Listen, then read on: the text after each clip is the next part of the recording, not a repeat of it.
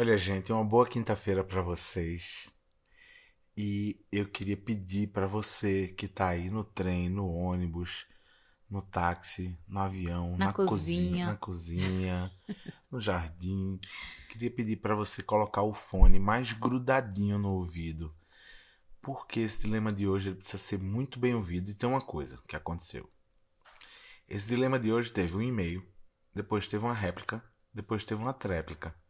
Ou seja, esse Enzo queria muito, né, amor, que a gente gravasse. Ai, gente, esse dilema merecia todas essas voltas e devolutivas, porque o negócio é.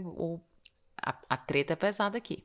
Então tá. Caboge, solta a vinheta que hoje o couro vai comer aqui no Dilemas. Dilema Dilema vem vem do do latim. latim. São São duas duas premissas, premissas, pontos de vista contrários. contrários. E aí, ao ceder ou negar uma delas, se chega a um novo lugar, Um problema que é um confronto entre duas soluções.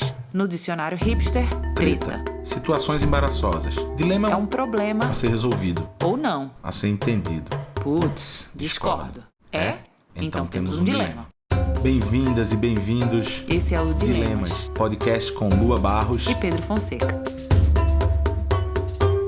Dilemas, estão prontos? Olha só, segura essa, tá? Dilema tamanho família. Oi, meus queridos. Tô com um dilema tamanho família e gostaria de ouvir vocês. O título não é só para chamar a atenção dentre vários e-mails que recebem. Sim, é um dilema grande e com a minha família. Em resumo, hoje consigo colocar para fora algo que já senti há muito tempo, mas que não me sentia confortável em aceitar.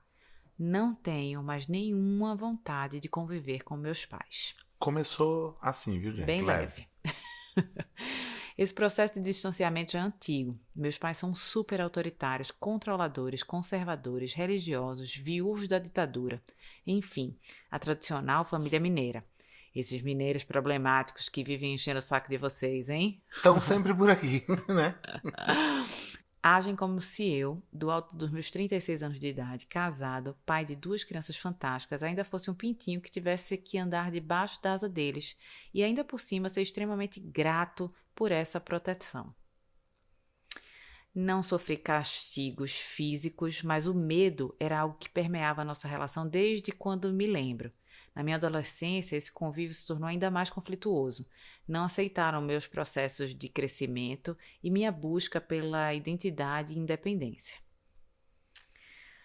Ele conta mais. Reconheço que me criaram com amor, da melhor forma que puderam, com as ferramentas que tinham. No entanto, não foi construída uma relação de intimidade. Sinto que nosso vínculo foi construído sobre uma base fraca, de aparência e sem qualquer profundidade. Em razão disso tudo, passamos recentemente por uma situação que para mim foi a gota d'água, para um divórcio entre eu e eles. Foi só mais um caso de incontáveis que já aconteceram, mas que me indignou de tal forma que verdadeiramente mexeu com minhas entranhas. Sinto uma raiva tão grande que nem sei explicar. E aí eu perguntei, né, Enzo, mas pelo amor de Deus, o que foi que aconteceu que agora você quer esse divórcio? Conta pra gente. E aí ele devolveu com assim, alguns exemplos, eu vou contar um deles, tá? No nosso casamento, eu e minha esposa fizemos tudo. Corremos atrás de grana, ficamos noivos, 2 anos para juntar o dinheiro, compramos um Uno quadrado, o suficiente para dar entrada no apartamento, financiado em 3 vidas, e de quebra uma festinha, simples, mas memorável. Convites ultra limitados. Gente, eu fiquei nervosa só de ler. Eis que minha mãe começa a agir sem sabermos.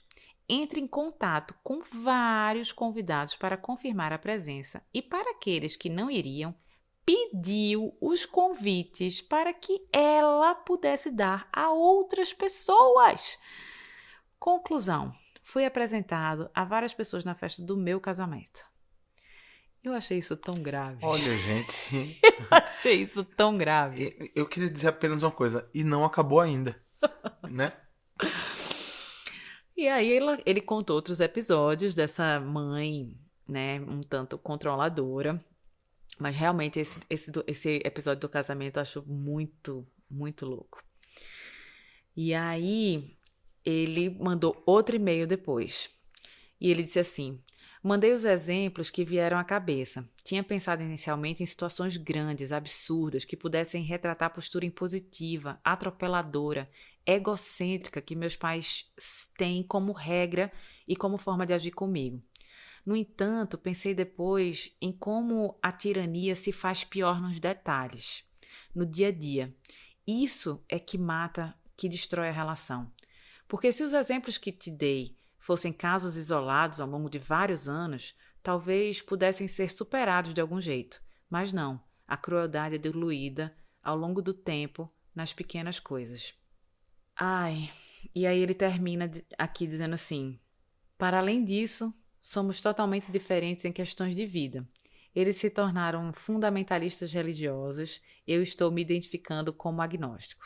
Eles são descendentes de militares, literalmente, de direita, conservadores. Eu tenho um quadro de Che Guevara na parede, foto com Dilma e uma garrafa de cerveja Lula livre na prateleira da sala como artigo de decoração. E aqui vem uma parte muito importante do e-mail. Aliás, estão convidados a virem a BH e tomarem uma conosco. Importante. Essa parte aí, então, tá topada. Eles pensam A, eu penso Y. Não temos nada a ver. E a vida não nos fez criar uma relação de cumplicidade, de intimidade, de confiança. Nunca os procurei para tratar de questões muito relevantes na minha vida. Nas poucas vezes que fiz, a resposta não foi acolhedora. Entendam, não precisava de concordância, mas acolhimento. Enfim, meus queridos, a coisa é feia mesmo. Quis escrever esse complemento para que vocês tivessem uma noção mais concreta do que estou falando e sentindo.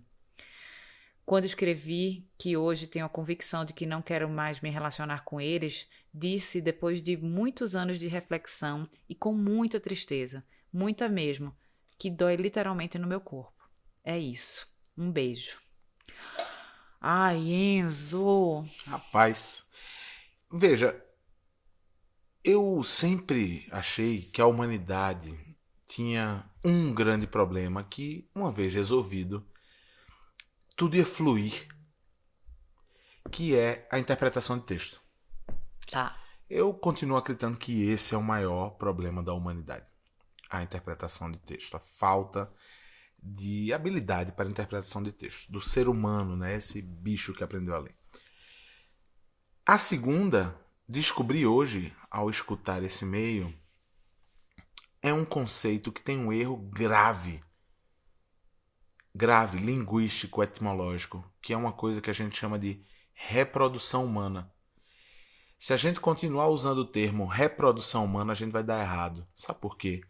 Porque enquanto nós, mães e pais, acreditarmos que o nascimento de um filho ou uma filha serve para que ele seja uma reprodução nossa, ou essa continuidade, como se fala, daquilo que somos, a gente está perdido. Lascada. Fudido. Acho muito bom esses dois pontos que você trouxe. Muito obrigado. Posso ir já? Pode, tá dispensado. Tá bom, obrigado. Vou ficar aqui sozinha, dilemando sozinha. Esse problema, né, que temos como humanidade de interpretação de texto e essa relação com essa palavra, a reprodução humana. Eu acho também que tem outras camadas aí, né, nesse dilema que esse Enzo trouxe hoje. Recentemente eu tive com Alexandre Coimbra Amaral, Enzo Coimbra Amaral, que é um grande amigo nosso, terapeuta, e ele tem uma fala que é muito impactante, que eu tenho refletido sobre ela, assim: família não é tudo. Fala mais. Que a gente se enclausura nesse conceito de que a nossa felicidade, a nossa base, tudo tá ali nesse lugar da família. E a gente esquece que nós somos seres sociais, outras coisas nos compõem nesse processo de crescimento e de individualização. Não, mas espera, eu quero ficar um pouco nesse seu tema que você trouxe. Mas de que família estamos falando? Estamos falando desse lugar, dessa conjuntura que se forma de pai, mãe, pai, padrasto, seja a configuração familiar que você tiver. Mas essa noção de que eu estou preso a essa família, e essa família é quem me sustenta, ela pode ser muito devastadora para pessoas como esse Enzo, por exemplo, que não se reconhecem. Eu fiz essa pergunta porque eu ando pensando muito nisso, que é o entendimento. Tem tantos entendimentos possíveis de família. Eu não estou falando de configurações familiares. Eu estou falando verdadeiramente do entendimento de conceito de família. Porque isso é absolutamente cultural. E isso se manifesta no Brasil, provavelmente de uma forma muito parecida com o que é projetado nos países da América do Sul e Central, que tiveram colonização parecida, Dos países que a gente latinos, será? que a gente rompe com os modelos de organização social que existiam antes e que davam certo, que eram os indígenas e africanos. A gente parte para uma coisa é, católica, que traz esse entendimento dessa família como algo que obrigatoriamente você tem que olhar para trás e prestar reverência, e para frente pensando. Por isso eu trouxe a reprodução humana como uma continuação do que nós somos. Isso se aplica nessas culturas que a gente está muito próximo. Em vários outros lugares há um entendimento que a família é aquilo que a partir de você se desenha com as pessoas que você verdadeiramente escolhe para se relacionar e conviver. E a gente olha para isso, para essas culturas e diz assim, essas pessoas são muito frias, né? É o caso de alguns lugares na Europa e, enfim, e até na Ásia também, que chega um determinado momento que é exigido dos filhos que eles se desgarrem dos pais, que vão conquistar o seu caminho. No Brasil, rapaz, tem aquele amigo da gente que saiu de casa, Enzo, ele saiu de casa com 40 e poucos anos para casar, você lembra? Não, gente, socorro, pelo amor de Lembra Deus. disso? Lembro. Então, assim, primeiro eu perguntei para entender esse conceito de família, primeiro, porque são muitos conceitos de família. Se a gente estiver olhando para essa família, e aí se a gente adentra mais no Brasil, para esse lugar desse Enzo, quando ele fala da tradicional família mineira, e aí quando ele fala sobre a tradição religiosa, conservadora, militarista, esse é um retrato de algo que inclusive a gente precisa interromper Pelo amor de Deus. e não dar prosseguimento. Então, a ideia que esses pais da geração anterior à nossa nutriram de que família seria essa posse, essa continuidade, uma reprodução deles, a nossa geração cabe frear essa ideia, independente de como a gente escolha por onde seguir. Esse não é um convite para que a gente volte a conviver como tribo, exatamente como era, nem, né, como aldeia. É meio impensável isso, utópico, eu diria. Mas tem uma coisa que é muito bacana quando a gente escuta um dilema gigante como esse desse Enzo, que é como é que a gente está olhando para esse conceito de família contemporaneamente. Porque se os pais e mães da gente exigem que a gente seja uma reprodução fiel deles, cara, a gente precisa ter bom, enfim, um caminho o caminho do diálogo é ter uma conversa séria com eles para contar que não deu certo. Esse é o caminho do diálogo. Mas tem um caminho que ele coloca no e-mail, que é também uma bela proposição, que é se divorciar. É a ruptura, né? E que não é uma ruptura inexplicável. Não, de jeito nenhum, mas ela é carregada de uma culpa cristã gigantesca, né? Como se eu tivesse que, mesmo tão violentado, tão esvaziado, tão silenciado diante dessas pessoas, eu tivesse que permanecer, né? A que preço? E aí tem um assunto que sempre aparece, assim, sempre pedem para eu falar no meu trabalho, né, nos meus textos do Instagram, que é sobre mães narcísicas, narcisistas. Pode ser narcísicas também, mas conta aí que eu quero saber. São Sabe o que é bom, gente? Lua traz esses conceitos a partir dos estudos dela, do que ela lê e também, obviamente, do que pesquisa, lê na internet. Aí tem uns conceitos que vem aqui no dilema que eu fico doidinho, porque eu nunca ouvi falar. Eu adoro ouvir. Conte pra mim, por favor. Essa mãe narcísica é uma mãe que ela não consegue exercer esse papel da maternagem, né, de quem cuida, de quem ampara uma criança. ela estabelece uma disputa com essa filha, com esse filho, geralmente a filha. E essas relações, elas são relações que elas destroem a alma dessa filha que cresce nesse tipo de relação, porque é uma mulher que ela enxerga essa criança como um competidor, Um adversário? um adversário, alguém que ela precisa ser melhor o tempo inteiro.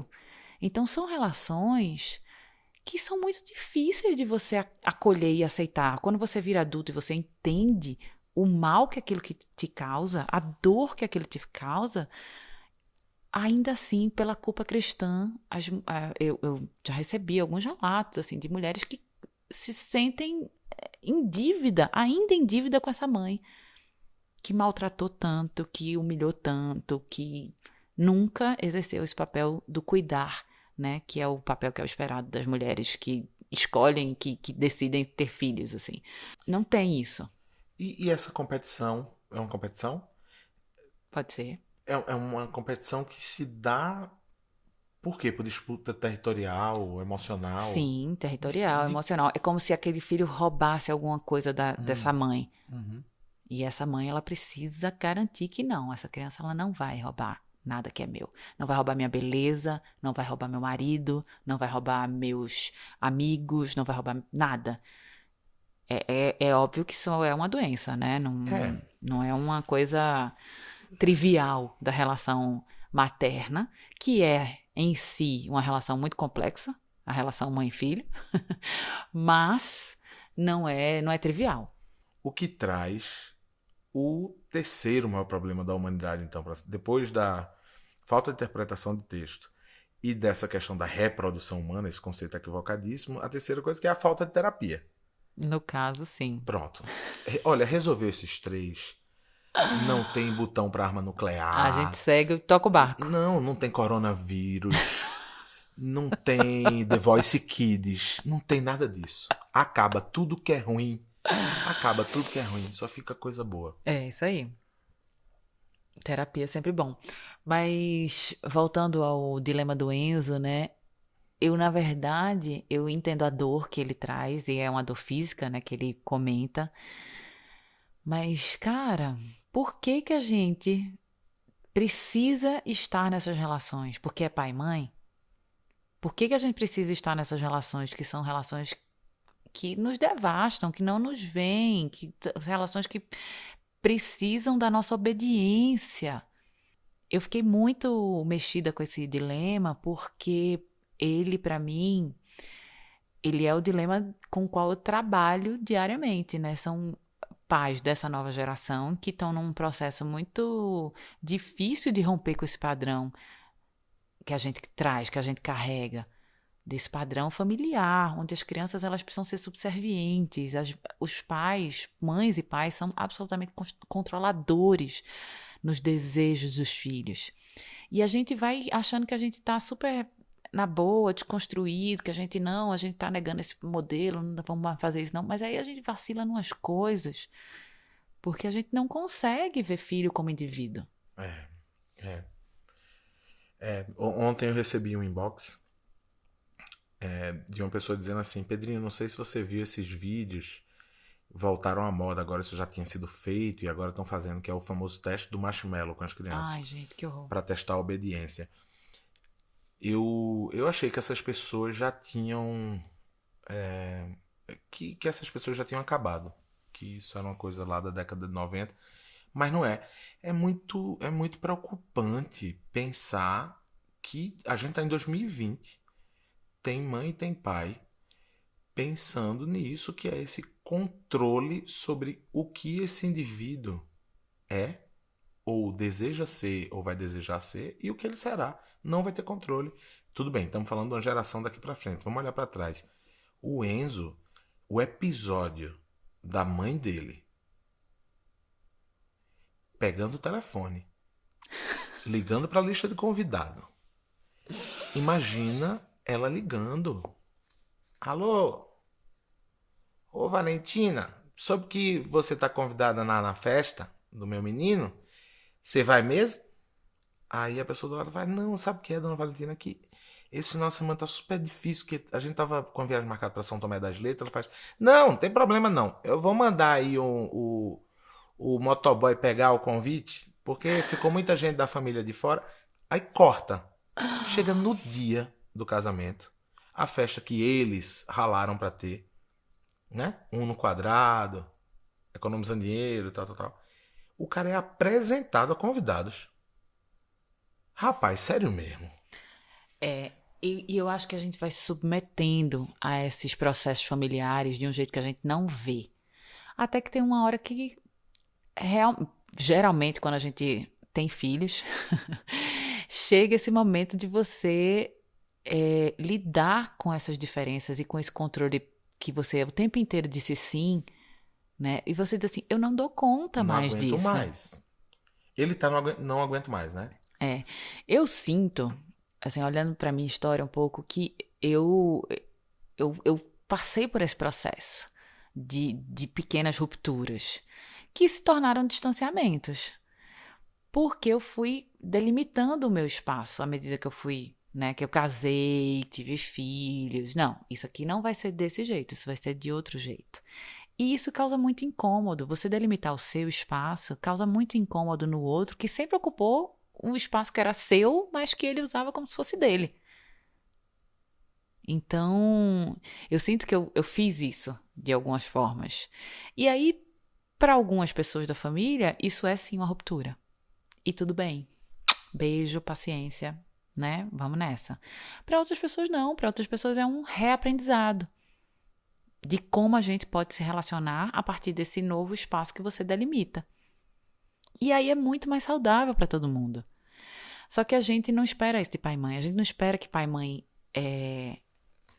ocupem um lugar que é nosso, né? A gente espera que pai e mãe defendam o lugar que é nosso, o nosso espaço. Só que não é essa relação que se estabelece, é uma relação simbiótica mesmo, é uma relação de posse, né? É a relação da reprodução. Então, e a gente não estava questionando isso. A gente não estava questionando isso nem há 10 anos atrás. Então, esse questionamento dos espaços, da gente existir como indivíduo dentro da família, isso é algo realmente muito recente. É uma discussão que está na pauta agora, junto com tantas outras. Então, acho também normal a gente não saber exatamente o que é certo e o que é errado, ou o que eu devo fazer, o que eu não devo fazer, rompo ou não rompo, me divorcio ou não me divorcio desses pais, né? E aí tem uma outra coisa que é muito bonita sobre famílias, independente das estruturas, é que se esse tecido esgaça, de alguma forma, se a gente estiver ligado por valores que em algum momento a gente partilhou, a gente pode se reconectar mais na frente. Então, por exemplo, famílias que passaram por rupturas pós-eleição.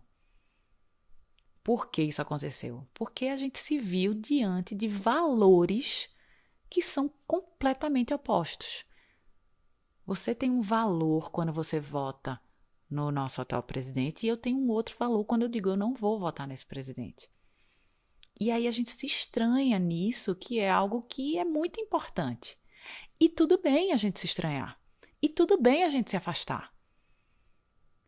E tudo bem mais na frente a gente se reencontrar. Porque as pessoas também elas não são só uma coisa. Se esse valor, que é um valor que é muito importante para mim, ele rompe quando eu olho para você, eu não reconheço mais esse valor em você, eu posso lá na frente estar disponível para reconhecer outros valores. Eu tendo de uma forma muito otimista, acreditar que isso poderá ser possível em relação a esse episódio específico. O tempo vai dizer. E é aí que eu queria chegar, no tempo. Porque, sabe o que eu tava pensando? Tava te ouvindo falar e tava pensando que se uma coisa for muito clara, o que é uma relação? A gente tá falando de uma relação familiar que tá prestes a ser dissolvida no formato que ela veio até hoje. Se Certo. esse Enzo e a Valentina dele, porque agora ela e ele desenham uma história de uma família com os dois filhos, né? Sim. Se eles entendem que o melhor a ser feito é que essa relação não continue nos moldes que ela tem hoje, há uma ruptura, tem um caos aí, né? Tem uma movimentação Mortos e desconhecida, feridos. mortes e feridos, e tem um tempo, porque pode ser que volte para o lugar e pode ser também que não volte. Volto a perguntar, mas o que é uma relação? A gente está falando da relação familiar, mas o que é uma relação de um ser humano com o outro? A relação de um ser humano com o outro é uma escolha mútua. Essa escolha mútua, que ora é silenciosa, né? Nos começos dos grandes amores, é muito silencioso. O tempo vai fazendo a gente dizer as coisas, ouvir as coisas, aprender as coisas, desaprender umas tantas coisas. Mas essas relações são pautadas na presença de duas escolhas que convivem ao longo do tempo. Eu escolho genuinamente te conhecer, sabendo que eu vou conhecer suas virtudes, suas não virtudes, vou conhecer suas manias que são engraçadas e aquelas que podem parecer desagradáveis. O tempo vai fazendo com que essa escolha ela seja amadurecida, fortalecida e ela se mantenha. Para isso serve o tempo no âmbito das relações. Para que, já que a escolha é dos dois lados, os dois lados tenham a oportunidade de viver esse aprofundamento. A gente está falando de um Enzo que é filho olhando para trás. Ele não escolheu essa mãe que liga para os convidados do casamento. Por outro lado, ela também não o escolheu. E talvez para ela, quando ela olhe Che Guevara, Dilma e Lula, para ela isso também seja, de certa forma, algo que a coloque numa posição vulnerável, de pensar que ele deveria ser uma reprodução dela, dizer, ele é uma decepção. Não Para mim, reconheço, né? não reconheço. Sim. Então, o que eu sinto, na verdade, é que Forte isso, né? quando eu leio, e agora, né, quando foi muito bom hoje você ter lido, apesar de vocês já notaram que eu adoro ler os e-mails, né? Eu prefiro porque ela já começa falando e já resolve a parada e eu fico só aqui na piadinha. Mas hoje, quando você estava lendo, eu estava prestando atenção numa coisa que me parece o relato de uma relação onde as escolhas foram desfeitas ao longo do tempo. Ela não reconhece o filho, porque Ele não é uma reprodução dela. o que ela esperava, o que ela esperou. E ele, que já nasce sem ter escolhido essa família tradicional, que é militarista, conservadora, né, religiosa, fundamentalista, ele usou essa palavra, veja Sim. bem. Ele olha para isso na constituição dele aos 36 anos, com a capacidade total de entender o que é o mundo, e diz: não, eu não quero seguir seus passos. Eu não quero ser uma reprodução desses valores que você prega. E se ela não fosse a mãe dele, provavelmente eles, ou não teriam sequer se aproximado, Sim. ou dois, poderiam ter se aproximado por alguma razão dos acasos que a vida oferece pra gente, mas ia ter um momento que ele ia chegar e dizer assim: pô, velho, chama não, chama Não. aquela senhora pro jantar não. Sabe por quê? Porque ela vai falar aqueles assuntos lá. Ele ia escolher não estar Ele com escolher ela. não estar. Lembrei de um livro maravilhoso, Longe da Árvore, Andrew Solomon. Leiam. Maravilhoso. Esse filho que não é o filho que a gente espera, né? Nenhum filho é o filho que a gente espera, nenhum filho é o filho que está na nossa expectativa.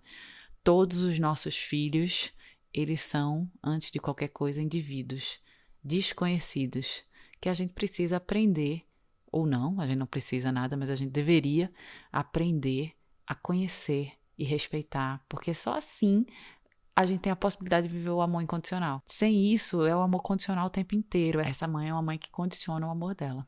Não, o que é que eu tenho a dizer depois disso? Suposta pergunta do ouvinte. Vai, Caboja. Quem sabe, talvez, suposta pergunta, se fosse uma vez, suposta pergunta do ouvinte. Manda. Mandarei. O Enzo, então, diante de tudo isso, que já é o suficiente, coisas Socorro. inclusive que a gente não leu, Exato. que permeiam os 3 e-mails que ele mandou, ele toma uma decisão, ele diz: não, realmente é hora de um afastamento, né? Não topo mais e tal. Essa mãe que me parece um pouquinho controladora, um pouquinho, talvez, narcísica, talvez. As ferramentas que ela demonstrou até hoje são ferramentas dessa dominação através do controle. Certo. Esse cara toma essa decisão. O que é que esse cara tem que fazer para lidar com o drama que essa mãe vai fazer? Aff, Maria. Tem alguma homeopatia, um óleo essencial, Um floralzinho. uma droga? O que é que ele...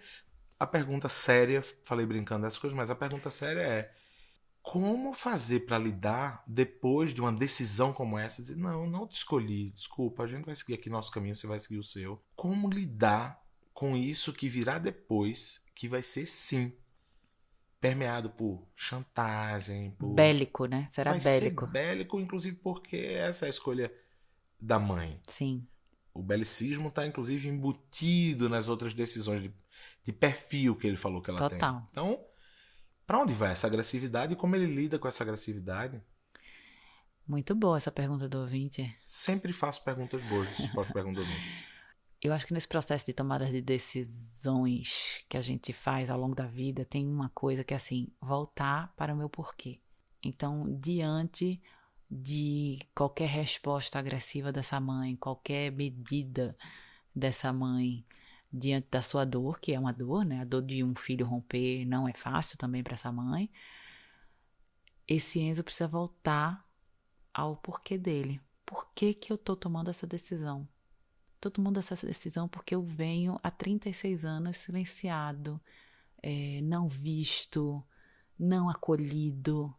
Eu mereço outra coisa. E é uma decisão onde você se acolhe.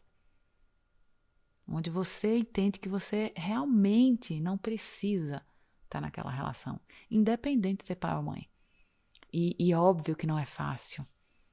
É dolorido para todo mundo, é dolorido para as crianças, que a gente não sabe se essa avó vai querer ser avó apenas, né? Não me parece que ela quer ser apenas avó. Ela quer ser, além de avó, ela quer ser a mãe do filho, né? Então, talvez as crianças também percam. Mas tá tudo bem. O tempo é o senhor do destino, ele refaz as coisas. Se, e somente se, as pessoas estiverem dispostas também a se refazer, né? Não é que o tempo cura tudo. As pessoas, elas precisam querer também entender e olhar para o outro, entender as motivações do outro nesse processo de perdão. Mas eu não acho que é hora de falar de perdão agora, não. Eu acho que agora é hora de tomar uma decisão. Mesmo, de dizer assim, eu não preciso mais ficar sentindo isso, sentindo esse peso no estômago, esse revirar, né? Nos outros episódios que ele conta, tem muita violência, tem um não ver, e aí tem a Valentina dele, que não é vista. Ele fala uma coisa que eu achei maravilhosa, que ele disse assim, minha Valentina me ama muito mesmo, porque para aguentar meus pais... E imagino tanto que essa mulher também não tá sofrendo a reboque, né? Junto com esse Enzo e sofrendo os ataques também dessa mulher que quer atropelar todo mundo, que quer que todo mundo exista a partir do olhar dela. Enzo, vou te falar uma coisa. Sabe que tem uma coisa curiosa da minha relação com meus pais, que eu vou te contar aqui muito rapidamente. Eu saí de casa aos 17 anos e logo aí comecei a trabalhar e obviamente era um dinheiro muito suadinho e muito pouquinho. Eu não conseguia sequer me manter no lugar que eu estava morando, então contava com a ajuda até financeira da minha mãe. E aí o tempo passou muito rápido nessa época e teve um momento que eu me vi independente. E é engraçado relembrar isso, olhando agora do alto dos meus quase 45, que aquela conquista da independência financeira, de espaço físico, da chave da porta da casa, somente minha, sabe? Esses signos todos, fez com que, de certa forma, eu olhasse para as zonas de conflito que eu tinha com minha mãe. E não falo tanto do meu pai, porque como eles se separaram, eu era muito pequeno, com meu pai, as zonas de conflito sempre tiveram muito claras para nós dois. As discordâncias sempre eram muito claras. E como eu e meu pai, a gente é muito afinado política e eticamente, todas as outras coisas são muito menores. O que não é o caso com minha mãe, onde as distinções políticas são tremendas e isso aflora um monte de sentimento ruim em mim quando eu me pego numa discussão com ela e eu lembro dessa nossa diferença política e ética, e aí às vezes eu já perdi as estribeiras algumas vezes e ela também. Mas o que eu ia dizer era o seguinte: essa sensação que eu tive lá atrás, dessa liberdade, né? Do lugar, do espaço, do meu tempo, do meu dinheiro. Sabe o que aconteceu? Eu acho que tanto ela quanto eu, a gente aprendeu a se olhar e a colocar a relação no lugar e na distância certa. Eu lembro de um episódio incrível, logo que isso aconteceu, quando eu saí da casa da minha mãe aos 17 anos e fui morar nesse apartamentinho, delícia. A gente chegou a morar juntos A nesse gente chegou a apartamento. morar junto nesse apartamento. Tem uma coisa que eu lembro, que é o seguinte: minha mãe, ela, depois do meu pai separou, ela teve um segundo casamento. A lembrança que eu tenho nessa reta final, perto de eu sair de casa, era numa relação que ia muito mal. A relação dela com esse ex-marido. Pois bem, saiu de casa aos 17, poucos meses depois, ela separa desse cara e vai viver a vida dela lindamente. Foi para a França fazer um estudo em Toulouse, colocou os pés no Brasil de volta rapidamente, foi-se embora para o Canadá fazer outro estudo e quando voltou, já voltou para longe do Recife. Veio morar em Brasília, que é onde ela mora até hoje, e estabeleceu essa vida dela. Já não tinha eu debaixo da asa, já não tinha esse ex-companheiro, já não tinha mais um lugar que ela precisava habitar e ocupar, ou o trabalho que ela precisava exercer naquela cidade. Ela, a partir desse novo lugar que foi encontrado entre a gente, eu acho que ela também foi libertada. Olha, né, que pensar nisso agora, que bom pensar nisso. Eu acho que ela foi libertada para ver essa vida que ela leva agora, que cara, é lindo de ver. Ela tem os amigos e amigas dela, ela convive, o espaço dela é ultra bem delimitado. Nossos filhos, quando vão para casa dela, é engraçado que o Joaquim, o mais novo, ele quando vai para casa dela, ele se sente super em casa, porque ele já nasceu com uma referência de uma avó que mora perto, né? É o único, né? É um único, os outros três não.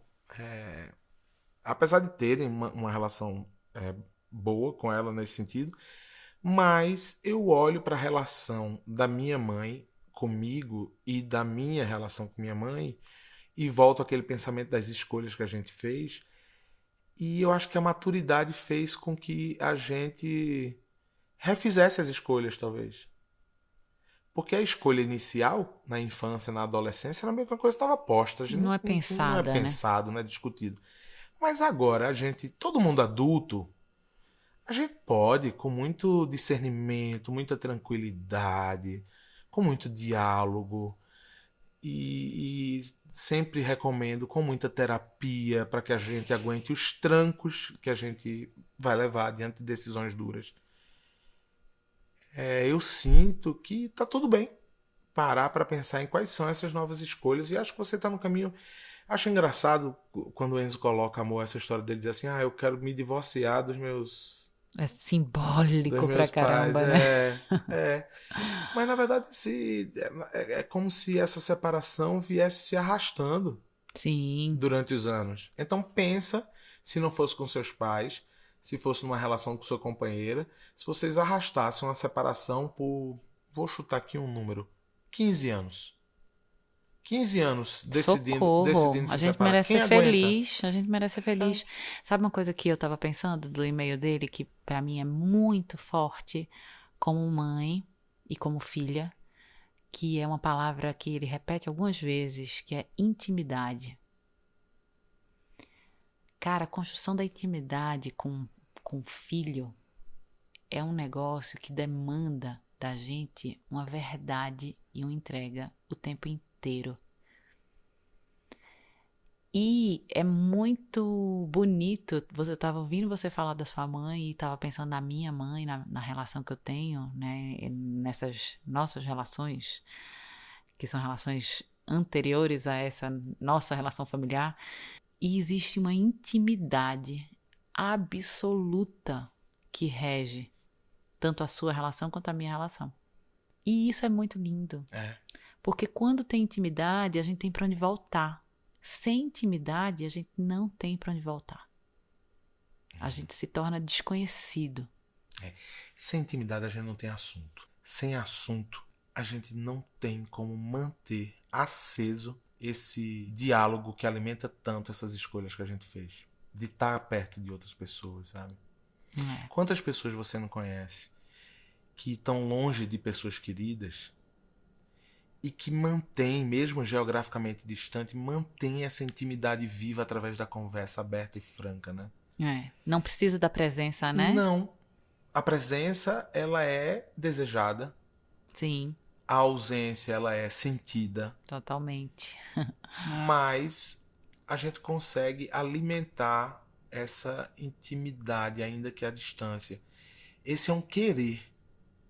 Esse é um desejo muito genuíno daquelas pessoas que a gente quer realmente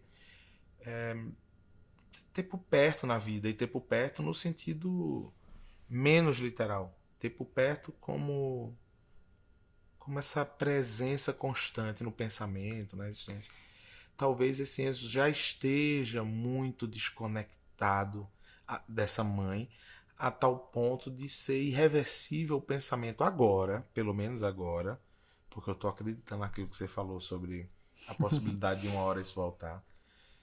Mas agora, por hora, não é exatamente o diálogo que ele vai se sentir presente de novo na vida dessa mãe, ou sentir essa mãe Até presente porque, nesse caso, ele vai tentar dizer para essa mãe tudo que ele está sentindo e essa mãe não vai conseguir entender o que ele está dizendo.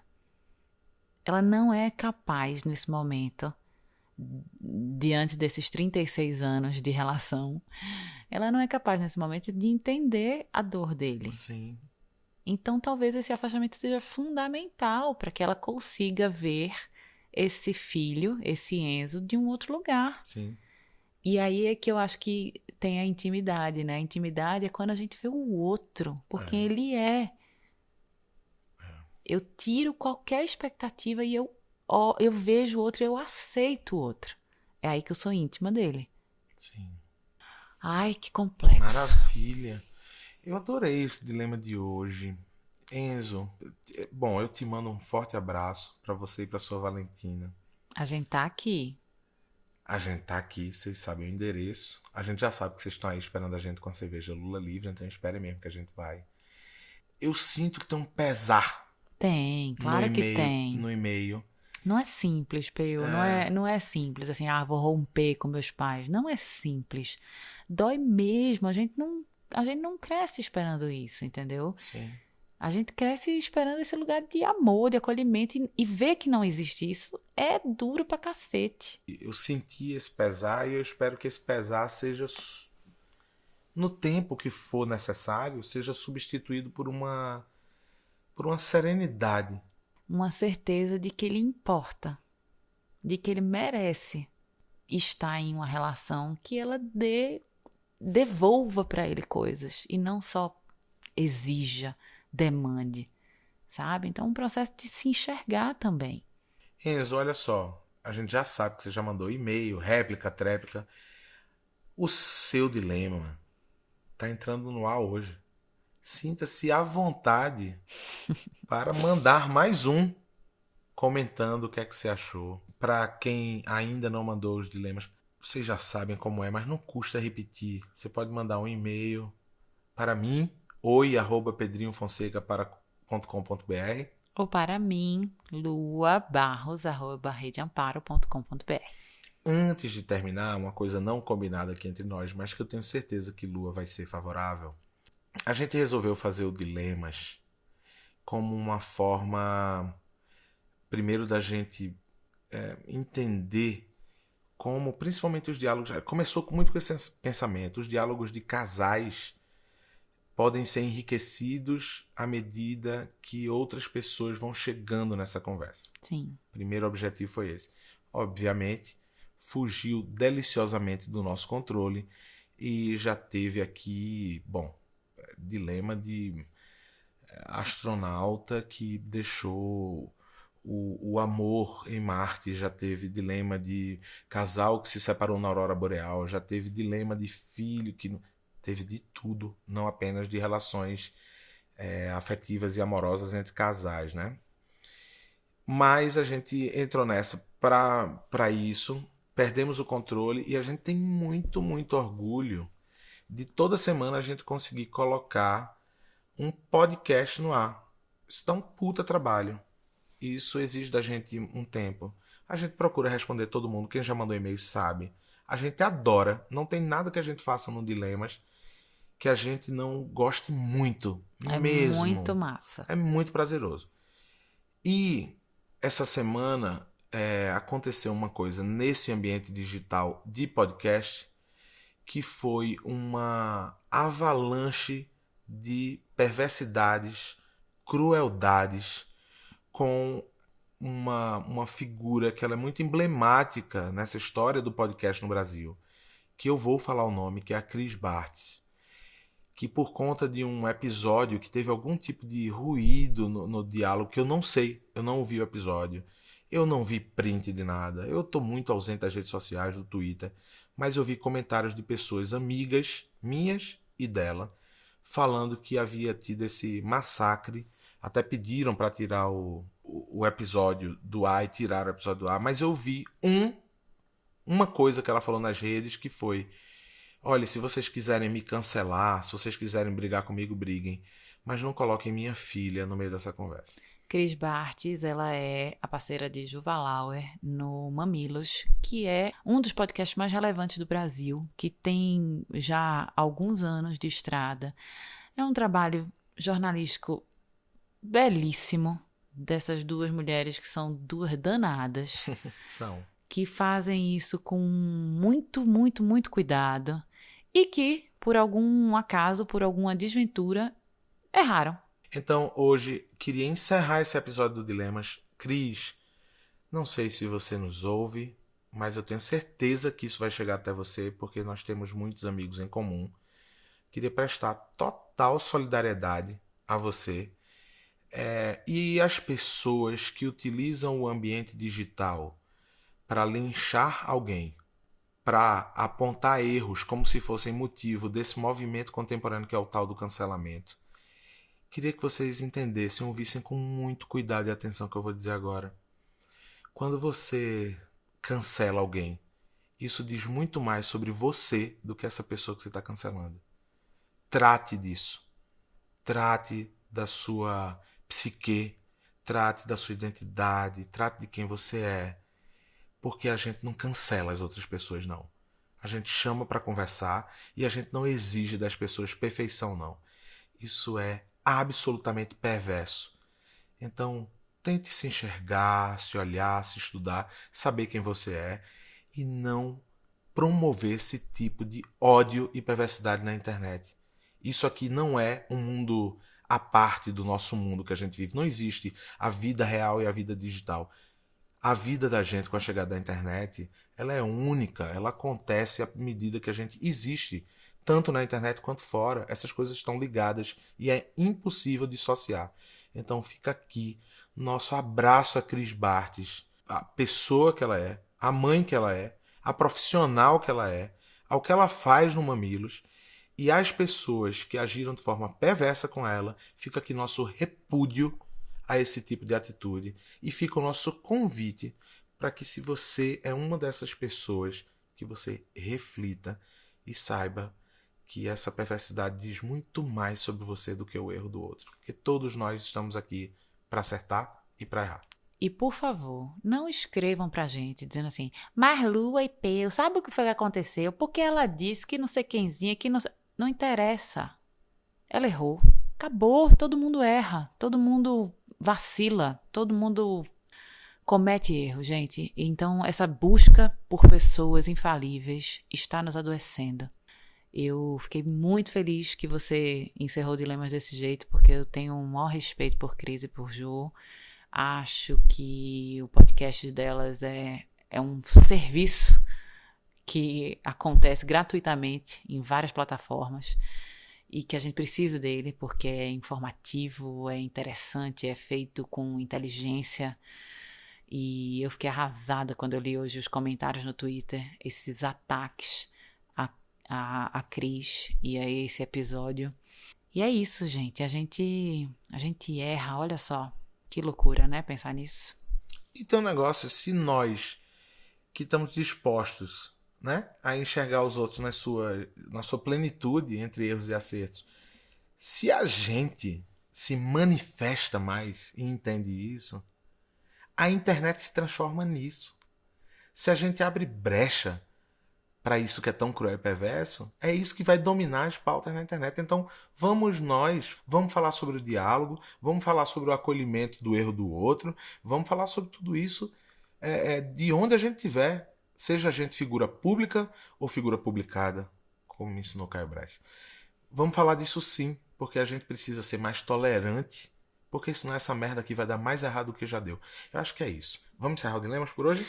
Vamos! Beijo grande. Enzo, obrigado por esse dilema tão simples, né, brother? Pelo amor. Dilema de Enzo conta 3 pontos. Boa. Gente, um beijo enorme. Até quinta que vem. Vamos soltar a vinheta, acabou a hora de encerramento. Beijo. Dilemas. Mostre os seus que a gente mostra os nossos.